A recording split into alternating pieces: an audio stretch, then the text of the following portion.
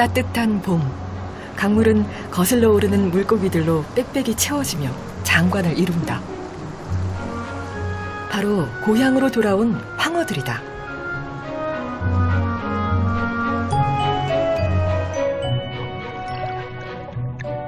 태어난 곳을 기억해 바다에서 이곳까지 어김없이 찾아온 황어들. 그들의 목적은 오직 하나, 번식이다.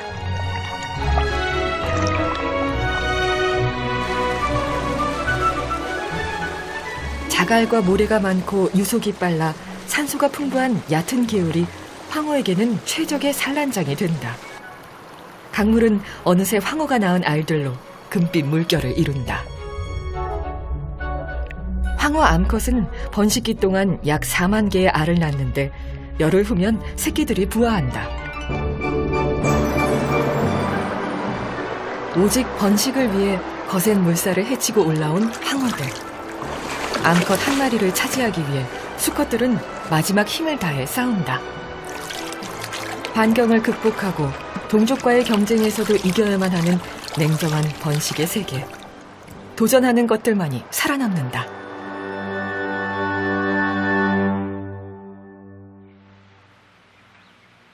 냉혹한 자연 속에서 최강의 생존 전략은 과연 무엇일까?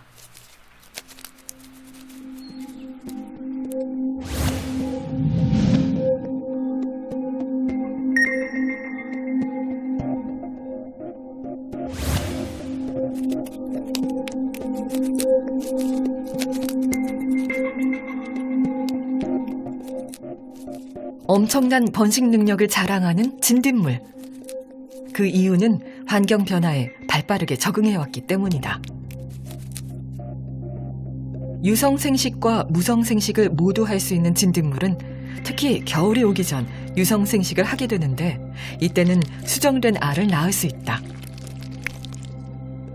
유성생식은 부모와 다른 유전 형질의 자식을 낳을 수 있어 환경 변화에 알맞은 후손을 가질 수 있는 장점이 있지만 무성생식에 비해 대량 번식 능력은 떨어진다.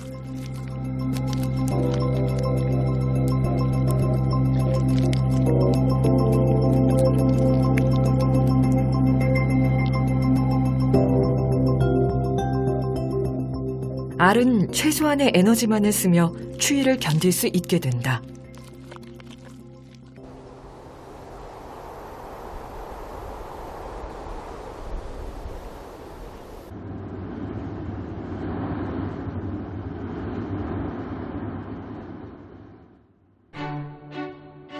봄이 되면 진딧물의 또 다른 변신이 시작된다. 겨울을 견뎌낸 새끼들이 하나둘 알에서 나오기 시작한다.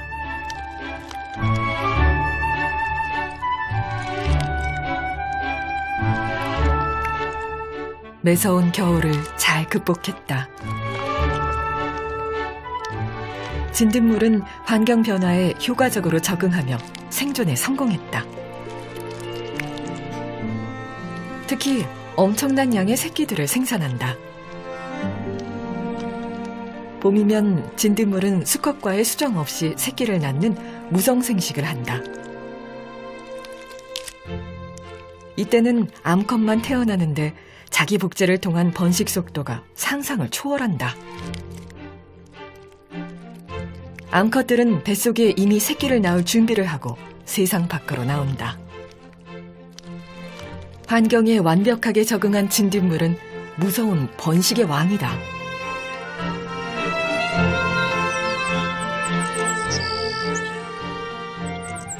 움직이지 못하는 식물은 어떻게 번식을 할까?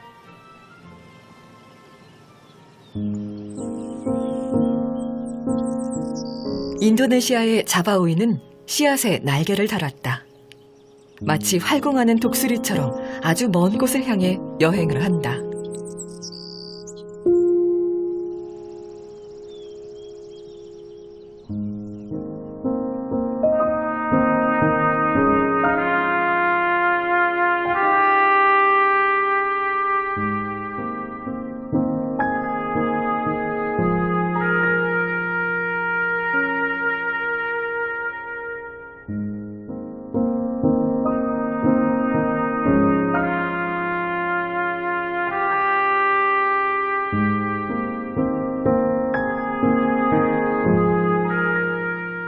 씨앗에 날개옷을 달아 좀 더 멀리 많은 후손을 퍼뜨릴 수 있게 된 자바오이.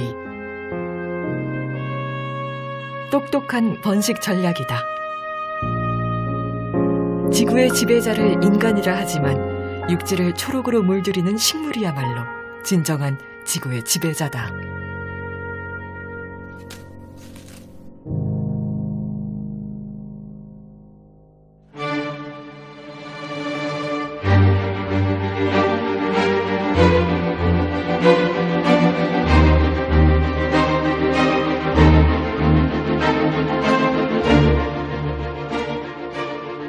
식물의 뛰어난 번식 전략은 바로 유혹이다.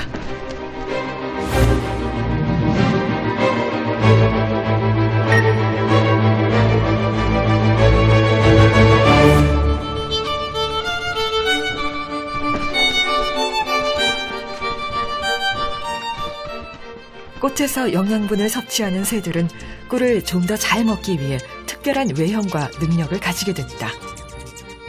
곤충처럼 공중에 오래 떠 있을 수 있는 특별한 날개에 더 쉽게 꿀을 먹을 수 있는 긴 부리와 혀를 가지게 된 것이다.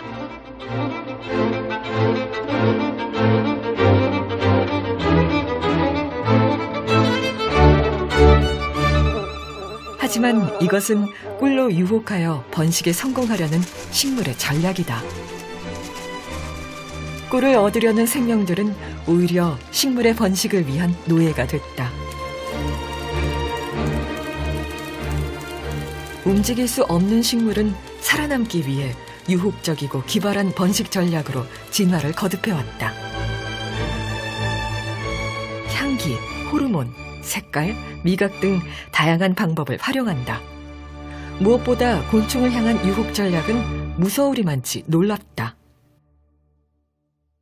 번식을 위해 꽃의 형태를 바꾸기도 한다. 벌들에게 인기가 많은 광릉 요강꽃. 입구를 좁게 만들어 다시 돌아 나오지 못하게 했다. 그 대신 위쪽 구멍으로 유인해 몸에 꽃가루가 묻도록 만든다. 그런가 하면 아예 곤충을 흉내내는 꽃도 있다. 암벌의 외모로 위장한 꽃. 강력한 페로몬까지 발산해 속아 넘어간 수벌이 짝짓기를 시도하게 만든다. 그 사이 온몸엔 꽃가루가 묻게 된다. 결국 식물은 유혹을 통해 번식이란 목적을 달성한다. 식물이 움직이지 못한다는 건 오해였을까? 파리가 앉아 자동문처럼 돌아가며 안에 가둬버리는 꽃. 안간힘을 써서 빠져나오는 사이 파리는 꽃가루를 옮긴다. 이렇게 식물은 오랜 세월 동안 가장 효과적인 유혹 전략을 개발하며 혹독한 생존 경쟁에서 살아남은 것이다.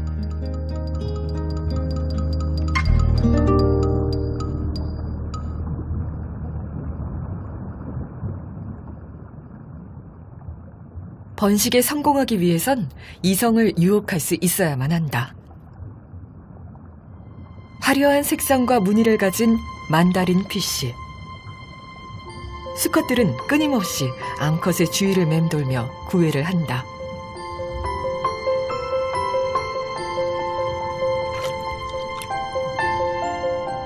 수컷들에겐 영역을 지키는 일이 무척 중요한데 암컷을 유혹하려면 강인한 모습이 필수이기 때문이다.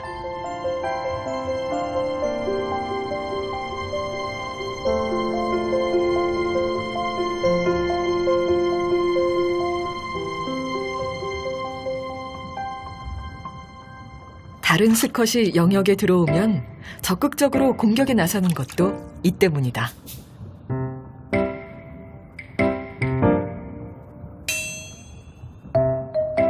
수컷의 덩치가 클수록 암컷들의 선호도는 높아지는데 수컷은 이런 능력을 부각시키며 암컷을 유혹한다.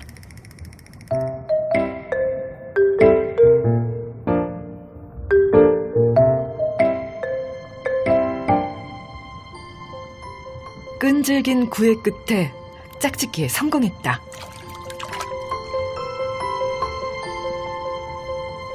경쟁자를 물리치고 유혹에 성공해야 하는 생명들이 번식의 승자가 되기 위해서는 극복해야 할 난관이 많다.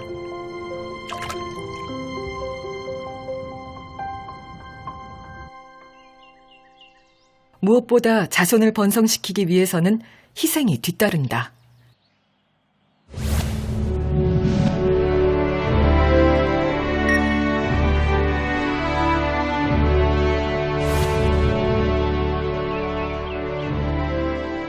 품에서 새끼를 한시도 떼놓지 않는 암컷 원숭이. 원숭이는 모성애가 강하다. 종족을 유지하는 데 있어 빼놓을 수 없는 것이 바로 양육. 한 번에 한 마리씩 출산하는 원숭이는 새끼들이 번식 능력을 갖출 때까지 안전하게 성장하도록 극진히 돌본다. 포유류는 대부분 수컷이 아닌 암컷이 양육을 책임진다. 새끼들은 어미의 보호를 받으며 독립하기 전까지 생존에 필요한 기술들을 익히게 된다. 하지만 새끼들이 다 자랄 때까지 보살피는 일이 쉽지만은 않다. 연약한 어린 새끼들은 언제나 위험에 노출될 수 있기 때문이다. 새끼를 위한 희생적 양육 투자가 없다면 성공적인 번식도 있을 수 없다. 그러나 효과적인 번식을 위해 때로는 암컷이 아닌 수컷에게 양육의 책임이 돌아가기도 한다. 조용한 늪지대. 이곳에선 특별한 번식 전쟁이 일어나고 있다. 짝짓기 중인 물장군. 여느 곤충들처럼 평범해 보이는 모습. 그러나 짝짓기 후 상황은 아주 다르다. 일반적으로 암컷에게 번식의 선택권이 주어지는 것과 달리 물장군은 수컷이 번식의 주도권을 갖는다. 산란을 하기 위해 자리를 잡은 암컷을 재촉하는 수컷.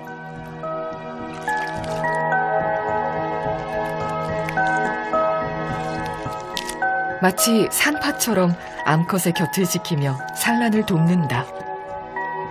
수컷의 정성 어린 돌봄 속에 암컷의 산란은 계속된다.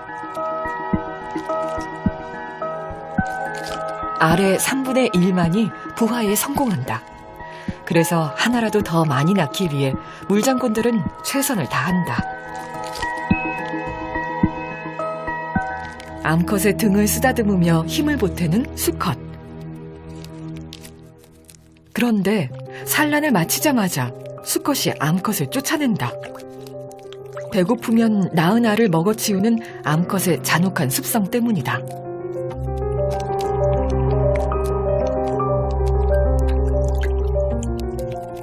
이제부터 알은 수컷이 돌본다. 알이 건조해지지 않도록 몸으로 물을 퍼올려 적셔주는 수컷. 아비가 된 수컷에게 양육은 단순한 희생이 아니라 거부할 수 없는 숙명이 아니었을까.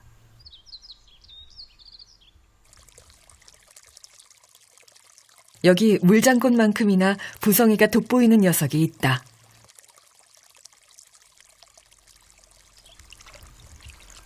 물장군의 사촌인 물자라.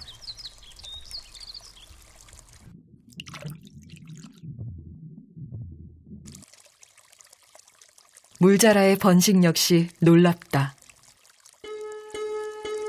암컷이 선택한 산란 장소는 바로 수컷의 등. 천적으로부터 알을 지킬 수 있는 가장 안전한 장소이기 때문이다.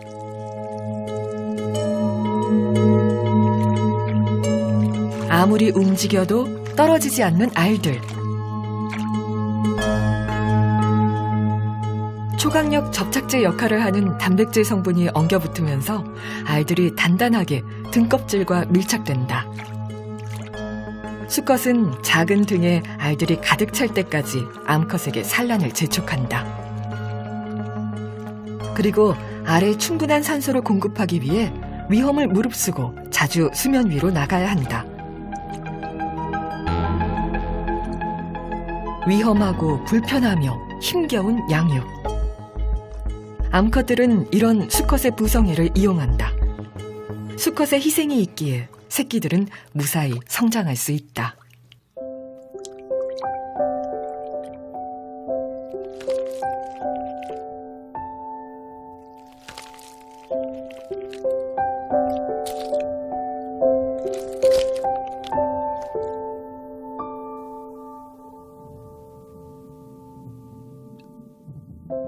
새끼 물자라는 알에서 나오자마자 꼬리에 달린 호흡관을 물 밖에 내밀고 숨을 쉰다.